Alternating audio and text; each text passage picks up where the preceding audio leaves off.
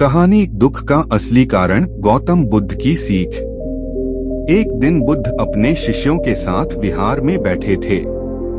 तभी एक व्यक्ति आया जो बहुत दुखी था।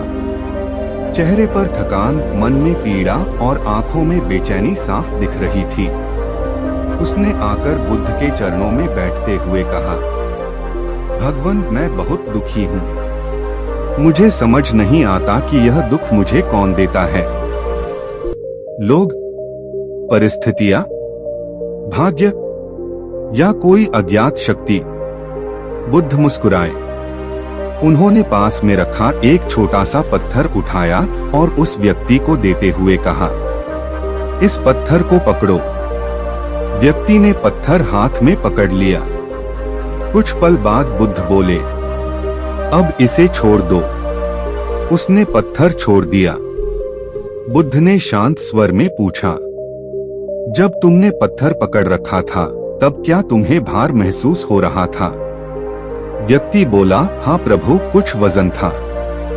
बुद्ध ने आगे पूछा, क्या यह पत्थर खुद तुम्हारे हाथ में चिपका था या तुमने उसे पकड़ा था?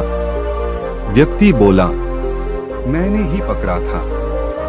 बुद्ध ने कहा, इसी प्रकार दुख भी है। दुख न बाहर से आता है, न कोई इसे तुम्हें देता है। तुम ही उसे पकड़ लेते हो, अपनी आशाओं से, अपनी अपेक्षाओं से, अपने क्रोध, मोह और दुख से चिपककर। फिर शिकायत करते हो कि दुख क्यों मिल रहा है। बुद्ध ने आगे उदाहरण देते हुए कहा, अगर कोई तुम्हें अपशब्द कहे और तुम उन शब्दों को पकड़कर बैठ जाओ तो दुख तुम्हें होगा।